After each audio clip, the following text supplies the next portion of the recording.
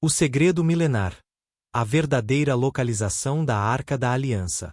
E se eu lhe dissesse que a relíquia mais sagrada de toda a história bíblica, a Arca da Aliança, não desapareceu misteriosamente como muitos acreditam, mas foi levada para a Etiópia seguindo um plano divino? E se a verdadeira história de como ela chegou lá estivesse oculta em um texto proibido pela Igreja Ocidental durante séculos? O Quebra-Nagast, ou Glória dos Reis, é um manuscrito etíope antigo que vai muito além do breve relato bíblico sobre a visita da rainha de Sabá ao rei Salomão. Este texto sagrado não apenas explora o relacionamento entre estas duas figuras lendárias, mas também revela como sua união resultou na transferência da Arca da Aliança de Jerusalém para a Etiópia, onde, segundo essa tradição, permanece até hoje. Nesta jornada, mergulharemos nas profundezas do Quebra-Nagast, explorando seus detalhes ocultos sobre a Arca, Salomão e a rainha de Sabá, e como esta narrativa moldou a identidade espiritual da Etiópia por milênios. Esta é uma história que permaneceu oculta para muitos durante séculos, mas que hoje desvendamos juntos. A visita que transformou dois reinos. A história do encontro entre o rei Salomão e a rainha de Sabá é conhecida nas Escrituras Sagradas. Em 1 Reis capítulo 10, versículos 1 a 13, e em 2 Crônicas capítulo 9, versículos 1 a 12, lemos como uma poderosa rainha, intrigada pela fama e sabedoria de Salomão, viaja até Jerusalém para conhecê-lo. No relato bíblico, a visita da rainha de Sabá é retratada como um teste à sabedoria de Salomão. Ela chega com perguntas difíceis e enigmas, ficando impressionada com o vasto conhecimento do rei, a ponto de louvar o Deus de Israel por colocar um monarca tão sábio no trono. Porém, o Quebra-Nagast nos oferece uma narrativa muito mais rica e profunda. De acordo com este texto etíope milenar, este encontro foi mais que uma simples visita diplomática. Foi parte de um plano divino que mudaria para sempre o panorama espiritual da Etiópia. As ruas de Jerusalém fervilhavam de atividade quando a caravana real de Sabá se aproximou dos portões da cidade. O aroma de incenso e mirra preenchia o ar, anunciando a chegada da rainha estrangeira. No Quebra-Nagast, ela é chamada de Maqueda, uma mulher de extraordinária beleza e intelecto aguçado, governante de um próspero reino no sul. Os camelôs carregados de ouro e pedras preciosas refletiam a luz do sol nascente, criando um espetáculo deslumbrante que atraía os olhares admirados dos habitantes de Jerusalém. O palácio de Salomão erguia-se majestoso no horizonte, suas torres e cúpulas parecendo tocar o céu azul de Judá. Dentro de seus muros, o rei Salomão, filho de Davi, aguardava. Sua sabedoria era lendária, um dom concedido pelo próprio Deus. Enquanto ouvia os relatos sobre a aproximação da rainha, Salomão ajustava sua coroa de ouro, preparando-se para um encontro que, sem que ele soubesse, estava predestinado desde antes da fundação do mundo. No Quebra-Nagast, o papel da rainha de Sabá não termina quando ela retorna à sua terra. Na verdade, sua história está apenas começando. Segundo este texto, ela não é meramente uma visitante testando a sabedoria de Salomão. Torna-se sua amante, e dessa união nasce Menelik I, o primeiro imperador da Etiópia. O Quebra-Nagast detalha como Salomão e Maqueda, a rainha de Sabá na tradição etíope, formam um vínculo que vai além do político. Eles são unidos por forças divinas, e sua união é descrita como ordenada por Deus. O texto narra que, após Salomão impressioná-la com sua sabedoria e conhecimento divino, ele a convida para permanecer em seu palácio. Um encontro predestinado. O primeiro encontro entre Salomão e Maqueda é descrito no Quebra-Nagast com riqueza de detalhes. O grande salão do trono resplandecia com o brilho do ouro e pedras preciosas. Tapeçarias de púrpura e escarlate adornavam as paredes, narrando visualmente a história de Israel. O aroma de madeiras aromáticas impregnava o ambiente, criando uma atmosfera de luxo e mistério.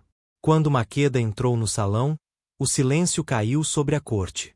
Seus olhos, penetrantes e curiosos, encontraram os de Salomão. Era como se duas grandes forças da natureza se encontrassem, o vento do deserto e as águas profundas da sabedoria. Ouvi falar de sua sabedoria em terras distantes, disse ela, sua voz melodiosa ecoando pelo salão. Vim para ver com meus próprios olhos se os relatos são verdadeiros.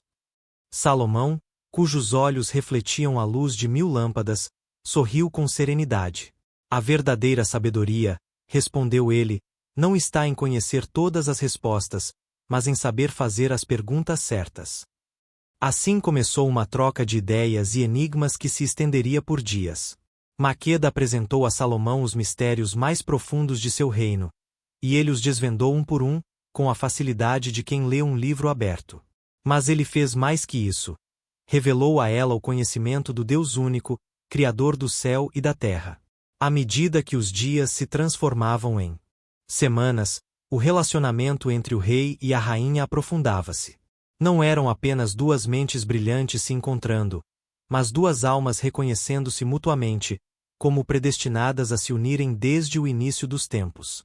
À noite, sob o céu estrelado de Jerusalém, Salomão mostrava a Maqueda os céus e explicava como cada estrela fora colocada em seu lugar pelo dedo de Deus. Durante o dia, caminhavam pelos jardins reais, onde Salomão demonstrava seu conhecimento sobre cada planta e animal, desde o cedro do Líbano até o isopo que cresce na parede, como nos diz o livro de 1 Reis capítulo 4, versículo 33. O Quebra-Nagast narra que o relacionamento aprofunda-se e eles eventualmente passam a noite juntos, levando à concepção de um filho, Menelik. Este aspecto da história está completamente ausente da Bíblia, onde não há menção de Salomão ter um filho com a rainha de Sabá. O manuscrito etíope apresenta esta união como parte de uma missão divina maior, sugerindo que o nascimento de Menelik não era apenas uma sucessão real, mas o início da herança espiritual da Etiópia. Na narrativa do Quebra-Nagast, esta concepção é envolta em misticismo e significado profético. O herdeiro de duas nações. Após o nascimento de Menelik, a rainha de Sabá retorna à Etiópia. Quando Menelik alcança a idade adulta, ele deseja conhecer seu pai, Salomão, e viaja para Jerusalém. No Quebra-Nagast, esta jornada é descrita como divinamente ordenada, e Salomão imediatamente reconhece Menelik como seu verdadeiro herdeiro. O reconhecimento de Menelik como filho de Salomão é fundamental para a reivindicação etíope de uma dinastia salomônica, uma linhagem que se estende desde Menelik até séculos de governantes etíopes, incluindo Haile Selassie, o último imperador da Etiópia. Esta linhagem divina estabelece os reis da Etiópia não apenas como governantes, mas como descendentes do rei Davi através de Salomão, conferindo-lhes um direito sagrado de governar, ordenado pelo próprio Deus. A narrativa bíblica, em contraste, não faz menção de tal jornada ou conexão entre Salomão e um filho na Etiópia. De fato, o silêncio da Bíblia sobre este assunto torna as afirmações do Quebra-Nagast ainda mais intrigantes. Como esta história evoluiu e o que significa para o papel da Etiópia na história bíblica. Na Bíblia, a história da rainha de Sabá é relativamente curta. Ela atesta Salomão, maravilha-se com sua sabedoria e louva o Deus de Israel antes de retornar ao seu próprio país. Não há menção de um relacionamento mais profundo ou um destino divino compartilhado entre os dois governantes. Mas no Quebra-Nagast, este encontro é transformado em um momento crucial na história bíblica. O texto afirma que a Etiópia foi escolhida por Deus para herdar a sabedoria e o favor divino concedidos a Salomão e Israel. Isso transforma a união política em uma aliança espiritual entre as duas nações, com a Etiópia assumindo um novo papel como protetora da vontade de Deus na terra. O nascimento de Menelik é descrito como o plano de Deus para espalhar sua sabedoria e proteção para uma nova nação, uma que levaria adiante as verdades divinas de Israel, mas em um novo contexto etíope. Foi aqui que a história tomou um rumo ainda mais extraordinário. A Jornada Sagrada da Arca. O Quebra-Nagast afirma que quando Menelik visita Jerusalém como adulto, ele faz mais do que apenas conhecer seu pai. De acordo com o texto, Salomão oferece a Menelik a chance de permanecer em Jerusalém e herdar seu trono. Mas Menelik, guiado por uma visão divina, recusa, escolhendo retornar à Etiópia. No entanto, Menelik não retorna sozinho. Em uma missão secreta e divina, Menelik e seus seguidores levam a Arca da Aliança, o baú sagrado contendo as tábuas dos 10 mandamentos, representando a presença de Deus na terra, e a trazem para a Etiópia. Esta afirmação é uma das mais ousadas feitas pelo Quebra-Nagast. Na Bíblia, a arca permanece em Jerusalém durante o reinado de Salomão, abrigada no Santo dos Santos no templo. Após o exílio babilônico, o destino da arca torna-se um mistério, sem menção clara de seu paradeiro nas escrituras canônicas. Mas o Quebra-Nagast fornece uma resposta para este mistério. A arca foi levada para a Etiópia, onde é guardada desde então sob proteção divina. De acordo com este texto, a arca não desapareceu nem se perdeu. Foi divinamente transferida de Jerusalém para a Etiópia por ninguém menos que Menelik I, o filho de Salomão e da rainha de Sabá. Mas como isso aconteceu? O que esta história significa para o lugar da Etiópia na história bíblica? E por que a relíquia mais sagrada de Deus, o símbolo de sua aliança com Israel, seria transferida para a Etiópia? O plano divino revelado. O Quebra-Nagast retoma a narrativa após o retorno da rainha de Sabá à Etiópia e o nascimento de Menelik I. À medida que Menelik cresce, ele sente um forte impulso divino para retornar a Jerusalém e conhecer seu pai, o rei Salomão. Esta jornada, como descrita no Quebra-Nagast, não é apenas a busca de um filho por seu pai, mas o início de uma missão sagrada orquestrada por Deus. Quando Menelik chega a Jerusalém, ele é recebido por Salomão, que o reconhece como seu verdadeiro herdeiro. De acordo com o Quebra-Nagast, Salomão oferece a Menelik a oportunidade de permanecer em Israel e herdar o trono. No entanto, Menelik recusa, sentindo que seu destino está na Etiópia. Esta decisão é apresentada como divinamente inspirada, mostrando que o plano de Deus para a arca não estava vinculado à sua permanência contínua em Jerusalém. O evento central desta história é a transferência secreta da Arca da Aliança de Jerusalém para a Etiópia.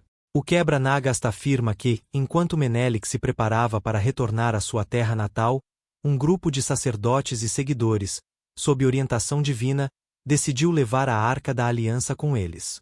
Fizeram isso secretamente, sem o conhecimento de Salomão, mas é retratado como a vontade de Deus, não um ato de roubo. No Quebra-Nagast, este evento é apresentado como uma missão sagrada ordenada por Deus. A arca, que continha os 10 mandamentos e representava a própria presença de Deus entre seu povo, foi agora confiada a Menelik e seus descendentes. De acordo com o texto, esta transferência fazia parte do plano de Deus para estabelecer a Etiópia como um novo centro espiritual, garantindo que a arca fosse protegida longe dos conflitos e invasões que afligiriam Jerusalém nos séculos vindouros. Enquanto Menelik e seus seguidores jornadeavam de volta à Etiópia, o Quebra-Nagast descreve como foram divinamente protegidos a cada passo do caminho. A transferência da arca não era um evento comum. Foi acompanhada por sinais milagrosos que confirmavam a aprovação de Deus para a missão. O texto relata que os sacerdotes e levitas que acompanhavam Menelik foram tomados por uma alegria divina ao perceberem o significado de sua tarefa. Eles carregavam o objeto mais sagrado de toda a história de Israel e compreendiam que isso fazia parte de uma nova aliança, uma que incluía a Etiópia no plano em desenvolvimento de Deus para o mundo. A própria jornada é vista como simbólica. Assim como Israel havia carregado a arca pelo deserto durante o tempo de Moisés e Josué, agora a Etiópia era incumbida do sagrado dever de proteger a presença de Deus na terra. O Quebra-Nagast deixa claro que não se tratava de uma mera transferência de localização, mas de uma missão espiritual que significava o novo papel da Etiópia como guardiã da fé. A nova guardiã da aliança. O Quebra-Nagast não apenas afirma que a arca foi levada para a Etiópia, mas também estabelece a Etiópia como a legítima guardiã da Arca da Aliança, um papel que carregava profundo significado teológico. Na Bíblia, a arca era o símbolo da aliança de Deus com Israel, abrigada no Santo dos Santos dentro do Templo de Salomão. Era o objeto mais sagrado da fé israelita, representando a presença de Deus e sua lei. Mas no Quebra-Nagast, esta responsabilidade sagrada é transferida para a Etiópia. O texto apresenta a Etiópia não como rival de Israel, mas como uma continuação do propósito divino de Deus. Com a arca agora em Axum, a Etiópia torna-se o novo centro espiritual da aliança, um papel que, segundo o Quebra-Nagast, foi pré-ordenado pelo próprio Deus. Esta é uma mudança radical da narrativa bíblica, onde a arca está ligada ao destino de Israel e Jerusalém. No Quebra-Nagast, a Etiópia é retratada como uma nação escolhida, destinada a proteger a arca e a sabedoria de Salomão para as gerações futuras. A presença da arca na Etiópia é vista como uma bênção, garantindo a proteção e o favor de Deus sobre o povo etíope. O quebra-nagast introduz a ideia de que a Etiópia, ao se tornar a guardiã da arca, herda um legado divino que antes era exclusivamente de Israel. Isso sugere que a Etiópia faz parte do plano de Deus de uma maneira única e poderosa. A dinastia salomônica, através de Menelik, é posicionada como uma linhagem divinamente escolhida, que carrega a bênção de Salomão e a sabedoria de Deus. Esta ideia desafia a teologia bíblica tradicional, onde a aliança é centrada em Israel e Jerusalém, mas para os etíopes, o quebra-nagast representa uma verdade sagrada, que sua nação foi escolhida por Deus para desempenhar um papel central no destino espiritual do mundo. Esta crença moldou a identidade religiosa etíope por séculos. A afirmação de que a arca reside na Etiópia tornou a nação um farol espiritual no cristianismo oriental, com muitos etíopes se vendo como herdeiros espirituais de Israel, responsáveis por salvaguardar a presença de Deus na terra. A linhagem sagrada. Com a Arca da Aliança agora na Etiópia, como afirmado pelo quebra-nagast, estava preparado o cenário para uma nova era espiritual, uma que não apenas moldaria o futuro da Etiópia, mas também sua linhagem real. A transferência da arca para a Etiópia não era apenas uma questão de preservar um objeto sagrado. Era o fundamento para a ascensão da dinastia salomônica, uma linhagem real que traçaria sua ancestralidade até o rei Salomão e Menelik. Por mais de 1000 anos, os imperadores da Etiópia reivindicaram legitimidade divina através de sua conexão com Salomão. Esta linhagem lhes concedeu não apenas poder político, mas também autoridade espiritual, pois se viam como os guardiões escolhidos da arca. De acordo com o quebra-nagast, o nascimento de Menelik, filho de Salomão e da rainha de Sabá, não foi um evento comum. A linhagem real de Menelik não era apenas uma questão de sangue, mas de vontade divina. Seu nascimento estabeleceu uma nova dinastia, uma que carregava a sabedoria de Salomão, mas também a bênção de Deus. A dinastia salomônica, que traça suas raízes até Menelik, tornou-se a casa real da Etiópia por séculos, até a queda da monarquia no século XX. Para os etíopes, esta dinastia não era apenas uma instituição política. Era ordenada por Deus, uma continuação direta da linhagem davídica de reis na Bíblia. Na Bíblia, os reis davídicos de Israel e Judá governavam com um mandato divino. Deus prometeu ao rei Davi que seus descendentes se sentariam no trono para sempre, como lemos em 2 Samuel capítulo 7, versículo 16, e esta aliança era central para a compreensão de Israel sobre o relacionamento de Deus com seu povo. Os reis de Judá, descendentes de Davi, eram vistos como guardiões da aliança e da vida espiritual de Israel. O quebra-nagast se baseia nesta ideia, mas em vez da linhagem davídica continuar apenas em Israel, o texto sugere que a linhagem salomônica na Etiópia torna-se parte dessa aliança divina. Ao traçar a linhagem dos imperadores etíopes até Salomão e Davi, o quebra-nagast estabelece a Etiópia como sucessora espiritual de Israel, com seus reis atuando como governantes escolhidos por Deus na terra. Este direito divino de governar não era meramente simbólico. A dinastia salomônica era vista como tendo um dever sagrado de proteger e preservar as leis de Deus, assim como os reis de Judá eram encarregados de defender o templo e a Arca da Aliança em Jerusalém. A presença da Arca da Aliança na Etiópia elevou o papel dos reis salomônicos além do de governantes políticos. Eles se tornaram guardiões espirituais, encarregados de proteger a relíquia mais sagrada da história bíblica. Isso deu aos reis da Etiópia uma conexão inquebrantável com a vontade de Deus, tornando-os não apenas governantes de uma nação, mas também os guardiões da aliança divina. Este papel era central para a identidade da monarquia etíope. A arca, que antes era o centro da vida espiritual de Israel, tornou-se agora o coração da missão espiritual da Etiópia. Ao reivindicar a arca, a Etiópia reivindicava um vínculo direto com a presença de Deus, posicionando-se como a nova guardiã de sua aliança na terra. Esta autoridade espiritual continuou ao longo da história da Etiópia, com cada novo imperador se vendo como protetor da arca e defensor da fé. O quebra-nagast vai tão longe a ponto de dizer que esta missão fazia parte do plano maior de Deus, não apenas para a Etiópia, mas para o mundo. A Igreja guardiã da relíquia sagrada. A significância da arca não impactou apenas a monarquia etíope, mas também moldou o desenvolvimento da Igreja Ortodoxa Etíope.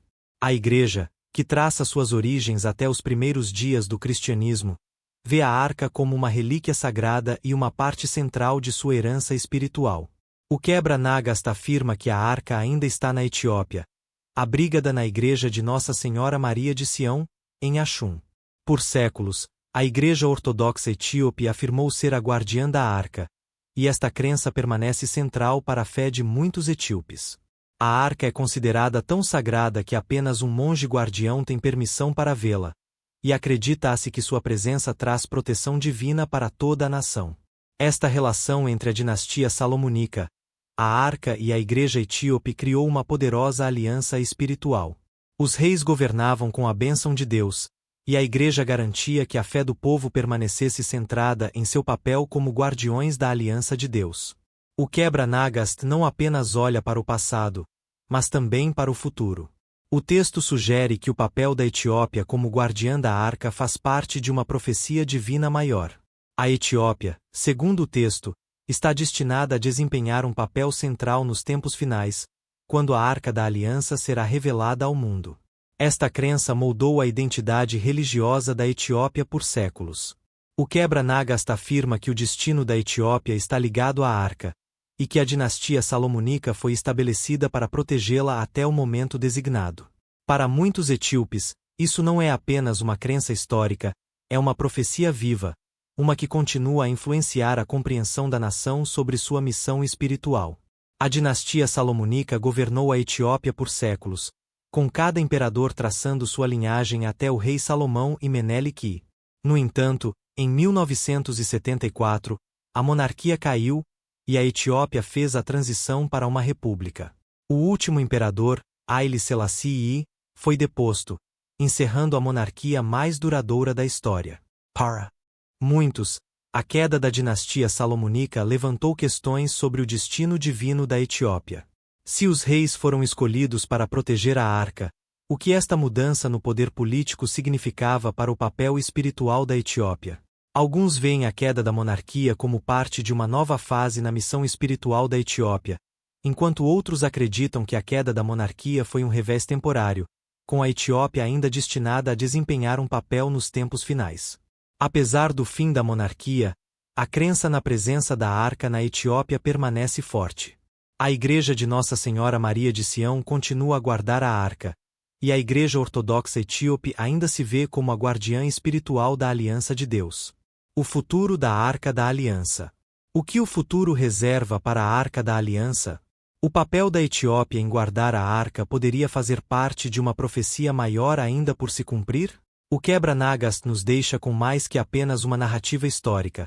Aponta para um futuro onde a Etiópia desempenha um papel central nos tempos finais, quando a presença da arca poderá mais uma vez ser revelada ao mundo. Por séculos, o mistério da arca capturou a imaginação de fiéis ao redor do globo, mas o Quebra-Nagast nos dá um vislumbre de uma história que a Igreja Ocidental nunca contou, uma história de fé, profecia e destino divino. Seria possível que a Etiópia detenha a chave para um dos maiores mistérios de toda a história bíblica? E o que poderia significar para o mundo se a Arca da Aliança fosse revelada?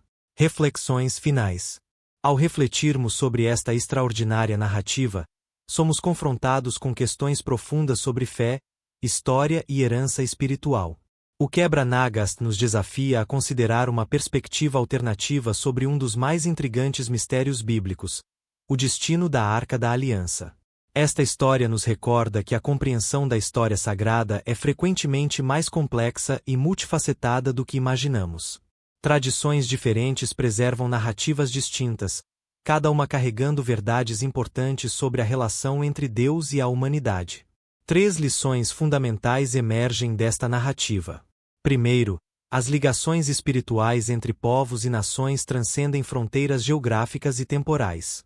A ideia de que a Etiópia poderia herdar um legado espiritual de Israel nos lembra que a fé não conhece limites culturais.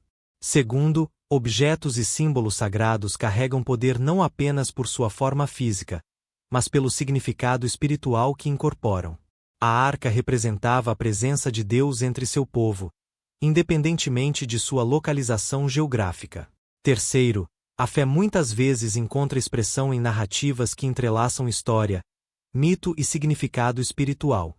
Estas narrativas, mesmo quando divergem da história aceita, podem revelar verdades profundas sobre como comunidades compreendem sua relação com o divino. Este relato também nos deixa com perguntas provocativas. Como devemos interpretar tradições espirituais que diferem das narrativas dominantes? Que outros tesouros de sabedoria espiritual permanecem escondidos em textos antigos que foram marginalizados pela tradição ocidental? Se a arca realmente está na Etiópia, qual seria seu significado para o mundo contemporâneo e para o futuro da fé? Enquanto contemplamos estas questões, somos convidados a manter nossas mentes e corações abertos às muitas maneiras pelas quais o divino se manifesta através de diferentes culturas e tradições ao redor do mundo. Você acredita que a arca poderia realmente estar na Etiópia? O Quebra-Nagast muda a forma como você pensa sobre as profecias bíblicas e o papel da Etiópia nelas? Vamos continuar esta conversa nos comentários. Agradecemos sinceramente por assistir ao nosso vídeo do canal Histórias da Bíblia. Se esta narrativa sobre a possível jornada da Arca da Aliança para a Etiópia despertou sua curiosidade, convidamos você a compartilhar suas perspectivas pessoais nos comentários abaixo. Temos mais histórias fascinantes e pouco conhecidas para explorar juntos. Não se esqueça de se inscrever no canal Histórias da Bíblia para receber nossas próximas explorações das narrativas bíblicas mais intrigantes e misteriosas. Até o próximo vídeo.